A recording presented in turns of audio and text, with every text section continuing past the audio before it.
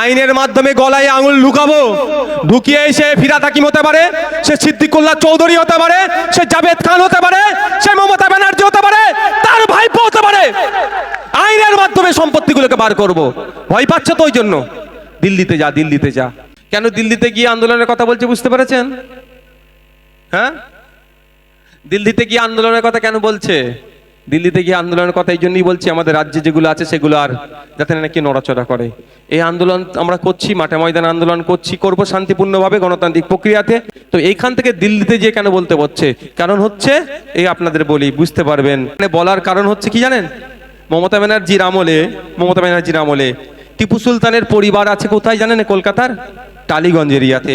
ওখানে 12 বিঘা কবরস্থান সম্পত্তি নিয়ে 12 বিঘা, কত? 12 বিঘা। ওখানে একটা কাটার দাম অন্তত 2 থেকে 4 কোটি টাকা। এক কাটা সম্পত্তির দাম 2 থেকে 4 কোটি টাকা।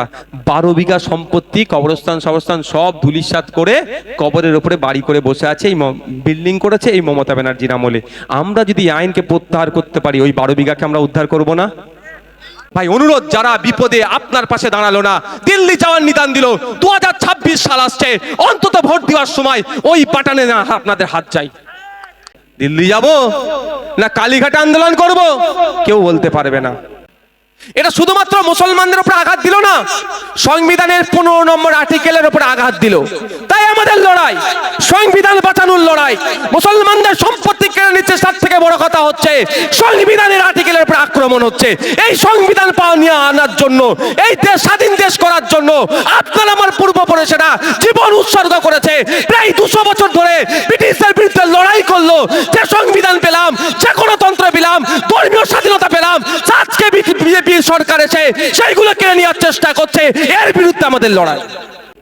গণতান্ত্রিক রাষ্ট্র, মোদির আমরা প্রজা নয়, মোদি আমাদের রাজা নয়। মোদিজি আমাদেরকে দেশের প্রধানমন্ত্রী, তাকে 100 বার সম্মান দিতে হবে, সম্মান দেব। মমতা ব্যানার্জি আমাদের রাজ্যের মুখ্যমন্ত্রী, তাকে আমরা 100 বার সম্মান দিতে হলে দেব, তাতে কোনো আমার অসুবিধা নাই। কিন্তু মোদি মমতা যদি বলে, ডাইরেকশন দিয়ে দেয় কে কি খাবে, কে কি পড়বে, কে কোথায় আন্দোলন করবে, ও নওশাদ সিদ্দিকী মানবে না। যে ইচ্ছা মানো, কারণ আমার হাতে সংবিধান আছে। আমার সংবিধান আমাকে প্রোটেস্টের, প্রতিবাদের, আন্দোলনের পূর্ণ স্বাধীনতা দিয়েছে। সুতরাং সংবিধান আমাকে যে স্বাধীনতা দিয়েছে, কোনো মন্ত্রী আমার এই স্বাধীনতা কেড়ে নিতে পারবে না। তা তার জন্য আমার লড়াই চলবে। তাতে আমি বারবার বলি, আমি প্রত্যেকটা জায়গায় প্রোগ্রাম করছি, তো আটকাবে, কোর্টে যাবো, কোর্ট থেকে পারমিশন নিয়ে আসবো, নিয়ে এসে প্রোগ্রাম করবো। মারামারি হানাহানিতে কেউ যাবো না। যেটা বলছিলাম, তো কেন এখানে বলছে বুঝতে পেরেছেন? দিল্লি গিয়ে কবরস্থানের ওপরে, কলকাতাতে ওয়াকাফ সম্পত্তির ওপরে মদের দোকান। এ দেখুন 2019 সালে এটা পাবলিশড হয়েছিল।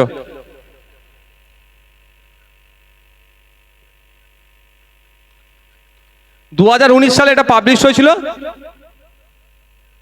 ওয়াকাফ জমির ওপরে মদের দোকান। ভাই 2019 সালটা কাদের সরকার ছিল? বামেরা। যা হয়তো বামেদের এরা দোষ দেয়, আর কেন্দ্রের বিজেপি সরকার নেহেরুকে দোষ দেয়। যা হচ্ছে সব নেহেরুজির দোষ, কংগ্রেসের দোষ, আর আমাদের রাজ্যে যা হয় সব বামেদের দোষ। তো 2019 সালে মদের দোকানের ছবিটা দেখাচ্ছি তো ভাই। হ্যাঁ, এটি আমি ভুল করি আমার নামে নোটিশ ছাড়বে না? ভেবেছেন কি ছেড়ে দেবে নাকি? এই জন্য এরা বলছে যাতে এইগুলো না আর এখানে আলোচনা হয়, যা আলোচনা হবে সব দিল্লিতে গিয়ে হোক। শুধু তাই নয়, আমি আপনাদের বলি, পশ্চিমবাংলার বিধানসভাতে এমন মন্ত্রী ঢুকে বসে আছে, এমন তৃণমূলের বিধায়ক আছে, বিধানসভার বাইরে কাউন্সিলর থেকে শুরু করে তৃণমূলের এমন নেতারা আছে, ওয়াকাফ সম্পত্তি খেয়ে বসে আছে। এই যে 76,000 বিঘা ওয়াকাফ সম্পত্তি লুট হয়ে আছে, কারা লুট করেছে ভাই? এই গরিব সাধারণ মানুষ ওয়াকাফ সম্পত্তি লুট করে বসে থাকতে পারবে যদি তাদের পেছনে না পার্টির ব্যাকআপ থাকে বা পার্টির নেতা না হয়? এই 76,000 বিঘা সম্পত্তির মধ্যে খোঁজ নিয়ে দেখা যাবে প্রায় 70,000 বিঘা সম্পত্তি তৃণমূলের যারা চামচাগিরি করছে, নেতারা খেয়ে বসে আছে। ওই জন্য তো দিল্লির রাস্তা দেখাচ্ছে। এর জবাব দিতে হবে। কলকাতার কলেজ পার্ক স্ট্রিট আপনারা জানেন? কলকাতার পার্ক স্ট্রিট জানেন তো? এক কাটা জায়গার দাম কত? চোখ দাঁড়িয়ে যাবে কিনতে গেলে। আমি শুনি না দাম, ওই জন্য কিনতে পারবো না, অত টাকা নেই। এক কাটা জায়গা নিয়ে তো বাড়িও করতে পারবেন না, করতে গেলে 2-5 কাটা জায়গা নিতে হবে। ওখানে এক কাটা জায়গার দাম বিশাল। মোটামুটি শুনে আপনারা শুনে লাভ হবে না। যার টাকা আছে করাত কলের মালিক খালিক হতে পারে, যদি বেশি টাকা থাকে বা শুনে নেবে, যে জানাবে আমাদেরকে। মোটামুটি 2-5 কোটি টাকা। ওখানে 12 কাটা জায়গা আছে, অনেক আছে। ডাইরেক্ট ওয়াকফ বোর্ড ম্যানেজমেন্ট করে। মতুয়াল্লি নয়, সেই জায়গাও প্রাইভেট ডেভেলপারকে দিয়ে ডেভেলপ করাচ্ছে। মানে কি বুঝতে পারছেন মাল আমরা এই সম্পত্তিগুলো আমরা বার করবো আগামী দিনে। নিউ মার্কেট থেকে শুরু করে বিভিন্ন জায়গায় কলকাতার, ইভেন আপনাদের এলাকায় বলছি, আপনাদের এলাকায় বসিরহাট সাব ডিভিশনে প্রচুর ওয়াকফ সম্পত্তি আছে, লুট হয়ে যাচ্ছে, এগুলো উদ্ধার হবে। সেই জন্য পীর গোরাজাত আব্বাস হুজুরের মাজারের ওখানে 1000 বিঘা ওয়াকফ সম্পত্তি আছে, মানে 10 বিঘাও এখন আছে, কি সন্দেহ আছে কি? হ্যাঁ, 92 কাটা রেখেছে। এটা কি রাখার দরকার? সবাই মিলে এ করে ও যদি মাজারটা তোলা যেত ওইটা মনে খেয়ে নিত এরা, ওই মাজার চত্বরটুকু আছে, তো এগুলো তো বার করবো ভাই। এইবার হচ্ছে 1963 সালের যে আইন দিয়ে দিচ্ছে এরা, যে কোনো সময় বার করার ক্ষমতা ছিল ওয়াকফ বোর্ডের। আপনি আমি ওয়াকফ বোর্ডকে শক্তিশালী করতে পারলে ওয়াকফ বোর্ড বার করতে পারতো, কিন্তু মোদিজি যে আইনটা নিয়ে এসেছে আর ওগুলো বার করতে পারবেন না, কারণ তারা বলে 12 বছর হচ্ছে হানাচি তানাচি, এইবার অনেক আইনের ফাঁদ দেখাবে। মানে তাহলে ওই 1000 বিঘে সম্পত্তি থেকে 92 কাটা বাকি রইল, মানে 92 কাটাটাই থেকে গেল, আর ওই যে বাকি যেগুলো আছে সেগুলো আর 997 বিঘা সম্পত্তি বেহাত হয়ে গেল, আর নতুন করে উদ্ধার করতে পারবেন না। আইন এমন করেছে, এর বিরোধিতা আমরা ওই জন্য করছি। আমরা এর বিরোধিতা ওই জন্য করছি, আপনাদেরকে জানিয়ে রাখা দরকার একটা ভয়ঙ্কর যে আইনটা নিয়ে এসেছে। আপনাদের এখানে যারা মুসলিম সম্প্রদায়ের আছেন, আপনাদের এখানে ঈদগাহ, কবরস্থান, মসজিদ 50 বছর 100 বছরের আছে, এরকম অনেক আছে তো ভাই, আছে তো? আমি দায়িত্ব নিয়ে বলছি, একটাও কাগজ পাবেন না। কেন বলুন তো, কেন কাগজ পাবেন? কি হয়েছে? এই মুসার দাদু, তার দাদু, এই মামনুনের দাদু কি বলেছে, এই আমার ওখানে 2 বিঘে জায়গা আছে মাঠের ধারে, তোরা একটা ঈদগাহ করে নে। মুখে বলে দিয়েছে, অফ করে দিলাম, যা আল্লাহ রাস্তা দিয়ে দিলাম, তোরা ওটাতে ঈদের নামাজ পড়বি। আপনার বাপ দাদু, তার বাপ নামাজ পড়ে আসছেন, কেউ আটকায়নি। ওয়াকফে লিল্লাহ মৌখিক অফ করে দিয়েছে। ঠিক এমন কবরস্থানটা, এই তোদের গ্রামের মানুষ, জমিদার মানুষ ছিলেন ওনারা, গ্রামে কবরস্থান নেই, কি হয়েছে, যা ওই ওখানে ওই আছে, ওই মানে জমিটা পড়ে আছে 5 বিঘে 7 বিঘে, তোরা কবর দিবি। সে বংশ পরম্পরায় কবর দিয়ে এসছে, তো মৌখিক কি করেছে, মৌখিক দান করেছে, এরকম ভাবে হয়ে এসেছে। ঠিক একইভাবে মসজিদ, এই সম্পত্তিগুলো ওরা সার্ভে করেছে। সারা ভারতবর্ষে 8 লক্ষ একর মতো জায়গা আছে। একটা জিনিস ভুল ভেঙে দিই, ওই 8 লক্ষ একর জায়গাটা নিয়ে যারা আমাদের মতো বক্তব্য দিয়ে একটু গরম গরম পাবলিকে হিট খাওয়ায়, পাবলিক একদম লাভ মেরে উঠবে যে ইন্ডিয়ান আর্মি, ইন্ডিয়ান রেলের পরে ওয়াকফের জায়গা তুমি দখল করছো, মানছি না, মানবো না। তো এমনি হিন্দু ভাইরা ভয় খেয়ে যাবে ভাই আপনার কথা শুনে, কিন্তু ঘোড়ার ডিম। সাউথে 2টো মন্দির আছে, ওই মন্দিরের দান করা সম্পত্তি যা সারা ভারতবর্ষের ওয়াকফ সম্পত্তিকে এক সাইডে করে দেবে, বুঝতে পেরেছেন? কিন্তু আপনি আমি ভুল বলছি, আর যখন বলছি এর ভিতর থেকে একদম লাফ মেরে উঠছে, এত সম্পত্তি, ঘোড়ার ডিম সম্পত্তি, একটুখানি সম্পত্তি আছে, সেটাকেও মোদি কেড়ে নেওয়ার চেষ্টা করছে। তো কিভাবে কাটছে? ওরা সার্ভে করে দেখেছে 8.5 লক্ষ একর ভারতবর্ষে ওয়াকফ সম্পত্তি আছে, তার মধ্যে প্রায় 4 লক্ষ একর অর্থাৎ 50% ওয়াকফ সম্পত্তি ওয়াক বাই ইউজার, মৌখিক দান করা। আর এরা যে নিউজ পোর্টালটা দিয়েছে বলছে স্বচ্ছতার সাথে হবে, কিন্তু ওখানে কি বলছে, নিউজ পোর্টাল ওয়ামসি পোর্টাল বলে একটা পোর্টাল দিয়েছে, 6 মাসের মধ্যে ওখানে আপলোড করতে হবে। এই ওয়ামসি পোর্টালে আপলোডের মধ্যে একটা অপশন হচ্ছে দলিলকে তুমি আপলোড করো। এবার আপনার এখানকার 400 বছরের পুরাতন কবরস্থানে দলিল পাবেন তো? এটা তো কারো কাছ থেকে জোর করে কবর দেননি। 400 বছর আগে আপনার যে দাদুর কবর আছে, অন্য দাদু সেটাকে দান করেছে বলেই আছে। ও ওয়ামসি পোর্টালের একটা পয়েন্ট হচ্ছে যে দলিল আপলোড করো, কার কাছ থেকে পেয়েছো, মানে যতক্ষণ আপনি যদি না আপলোড করতে পারেন তাহলে জায়গাটা সরকারের হয়ে গেল। সরকারের হয়ে গেল, সরকারের কাজে লাগাবে না, কি করবে ওটাকে নিয়ে? ওই আদানি আম্বানি শিল্পপতিদেরকে ওদের মতো দিয়ে দেবে, প্ল্যান হচ্ছে এখানে। এরই আমরা বিরোধিতা করছি। তো আপনার দাদুরা যে ওয়াক বাই ইউজার মৌখিক দান করেছে, এটা বৈধ কি অবৈধ? আগে এটা জেনে রাখা দরকার, জেনে রাখা দরকার তো নাকি ভাই? এনার্জি লস সবার। আর ক মিনিট আছে? এই 1-2 মিনিটই লাগবে এটা বলতে। ওয়াক বাই ইউজার অর্থাৎ আপনার বাপ দাদুরা যে সম্পত্তিটা দান করেছে সেটা বৈধভাবে দান করেছে না অবৈধভাবে? এবং এতে সুপ্রিম কোর্ট কি বলছে? 2000 সালে সুপ্রিম কোর্টে একটা মামলা হয়েছিল, লিয়াকত আলী বনাম মোহাম্মদ জামিল, একটা মামলা হয়েছিল 2000 সালে। মামলার যেটা অর্ডার এসেছিল, সেই মামলাতে বলেছে মৌখিক দানটা বৈধ। শুধু তাই নয়, আমি ইসলামিক ল বাদ দিলাম, সাইডে রাখলাম, আমি ইসলামিক ল, যেটা মুসলিম পার্সোনাল ল আছে, তার 24 নম্বর পয়েন্টটাকে সাইডে রেখে দিলাম। ভারতবর্ষের আর বেশ কিছু 3টা আইন দিচ্ছে, একাধিক আইন আছে। একটা হচ্ছে ইন্ডিয়ান এভিডেন্স অ্যাক্ট 1872। এই আইন অনুযায়ী মৌখিক হেবাটা, মৌখিক দানটা বৈধ। ইন্ডিয়ান কন্ট্রাক্ট অ্যাক্ট 1872, এই অনুযায়ীও মৌখিক দান যেটা করেছিল আমার পূর্বপুরুষেরা সেটা বৈধ। ট্রান্সফার অফ প্রপার্টি অ্যাক্ট 1882, এই অনুযায়ীও মৌখিক হেবাটা বৈধ। তাহলে মোদি 50% সম্পত্তি এক লপ্তে আপনার কাছ থেকে কেড়ে নেওয়ার জন্য এই আইনটা নিয়ে এসেছে। মুসলমানদের উপকার করলো না অপকার করলো? অপকার করেছে, তার বিরোধিতা আমরা করছি। শুধু মুসলমানদের অপকার করেনি, দেশের এই এত কটা আইনের ভায়োলেট করে দিল। হ্যাঁ, মোদিজি বলতে পারতো নতুন আইন নিয়ে এসে, না এখন ডিজিটাল সময় ভাই, আজকের ডেটের পর থেকে যারা অফ করবে আর মৌখিক অফ চলবে না, এবং Indian evidence act, Indian contract act, transfer of property act, এগুলো সব আমি করবো, অ্যামেন্ডমেন্ট করব। এইগুলো সব অ্যামেন্ডমেন্ট করে দিয়ে কি বলবে, আজকের পর থেকে ভাই যদি কেউ অফ করতে চাও তাহলে ভাই তোমাদেরকে রেজিস্ট্রি করতে হবে, মৌখিক অফ চলবে না। তাদেরকে ওয়েলকাম করতাম আমরা। আর একটা ভয়ঙ্কর কথা বলেছে, লাইফে আর ওয়াকফ করার জায়গাটাই তুলে দিয়েছে। একবারই বলেনি যে নতুন করে ওয়াকফ করা যাবে না, কি ঘুরিয়ে বলেছে, একটু কি ঘুরিয়ে বলেছে, যে আপনি যদি ওয়াকফ করতে চান আপনাকে 5 বছর প্র্যাকটিসিং ইসলামের মধ্যে থাকতে হবে। What is the meaning of practising Islam? যদি আমি বাংলায় সহজে বলি, অনুশীলনের ইসলাম। মানে সেটা আরো সহজে যদি চালু ভাষা এখানে বলি, সেটা হচ্ছে কি বলুন তো, মানে আপনি বুজুর্গ ব্যক্তি হয়ে 5 বছর থাকতে হবে, তাই তো নাকি? বুজুর্গ ব্যক্তি মানে ধরে এগুলো 5 বছর ধরে আপনি এক ওয়াক্ত নামাজ কাজা করেননি, 5 বছরে যে রোজা এসেছে একটা রোজা ছাড়েননি, ইসলামিক যত আইন কানুন আছে একটাও আপনি ছাড়েননি, তাহলে আপনি বুজুর্গ ব্যক্তি হবেন, প্র্যাকটিসিং ইসলামে হবেন। কারণ মোদি প্র্যাকটিসিং ইসলামের কোনো ডেফিনেশন, সংজ্ঞা দেয়নি। অনলি ফর শুধুমাত্র লিখে দিয়েছে যে 5 বছর আপনাকে প্র্যাকটিসিং ইসলামের মধ্যে থাকতে হবে। তাহলে নতুন করে যদি কারো ওয়াকফ করার ইচ্ছা যায়, ওয়াকফে লিল্লাহ হতে পারে, ওয়াকফে আওলাদ হতে পারে, তাহলে সে কি করবে? কনসার্ন ডিপার্টমেন্টকে গিয়ে কি বলবে যে আমি আমার সম্পত্তি ওয়াকফ করব।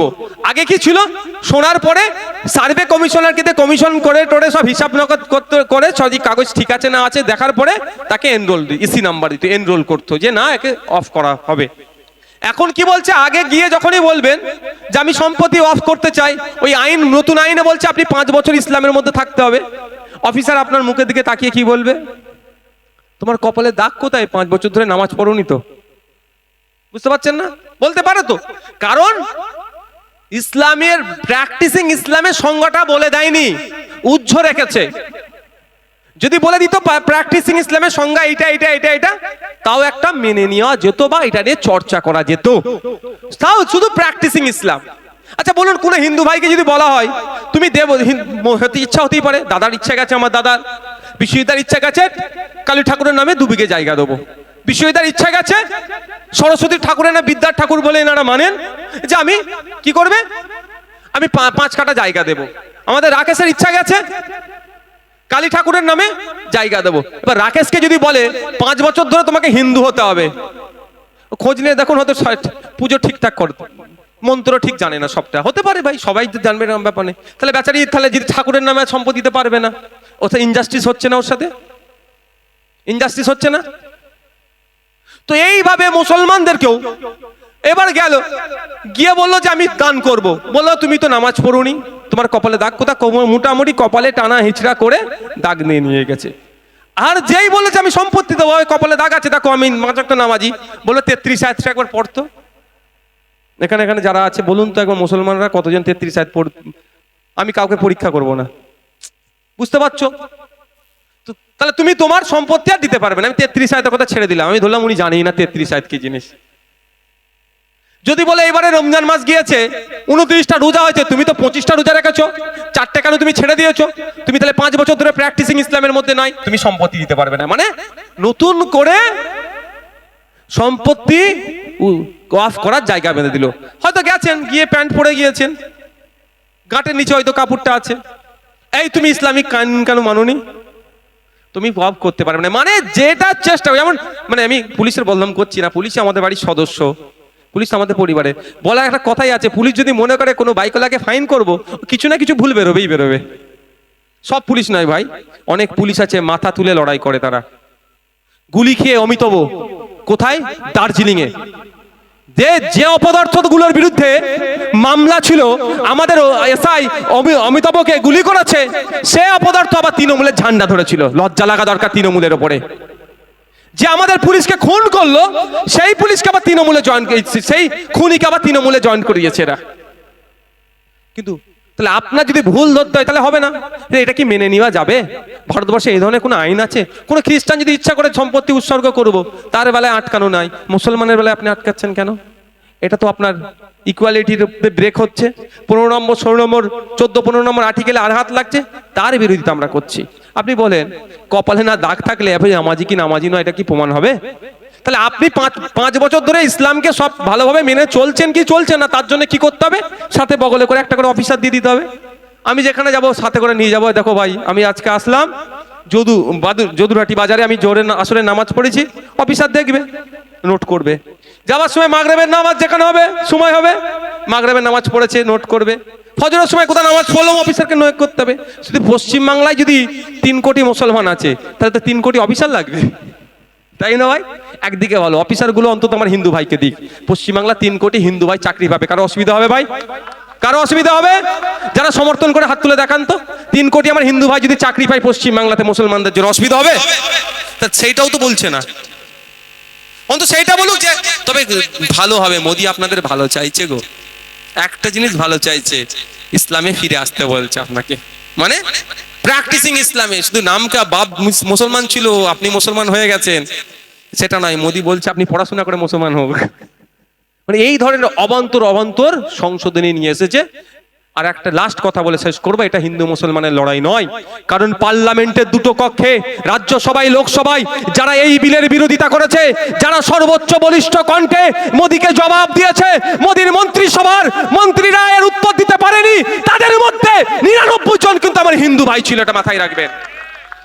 গৌরব গগৈ থেকে শুরু করে বিভিন্ন দলের, আম আদমি পার্টি থেকে শুরু করে, পাঞ্জাবের এমপি থেকে শুরু করে, বিভিন্ন রাজ্য থেকে যে সমস্ত এমপি গিয়েছিলেন, আদিবাসী সমাজের এমপি থেকে শুরু করে, কেরলের থেকে, কর্ণাটকের থেকে যে সমস্ত এমপিরা মোদিকে প্রশ্ন করেছে, মোদির কাছে যুক্তি চেয়েছে, মোদিরা সেই যুক্তির কাছে হেরে গিয়েছে, তাদের মধ্যে 99 জন কিন্তু আমার হিন্দু ভাই আছে, এটা মাথায় রাখবেন। এটা হিন্দু মুসলমানের লড়াই নয়, এটা সংবিধানকে বাঁচানোর লড়াই। তাই এই লড়াই আমাদেরকে চালিয়ে যেতে হবে, মাঠে ময়দানে লড়াই করতে হবে, আইনি লড়াই করতে হবে।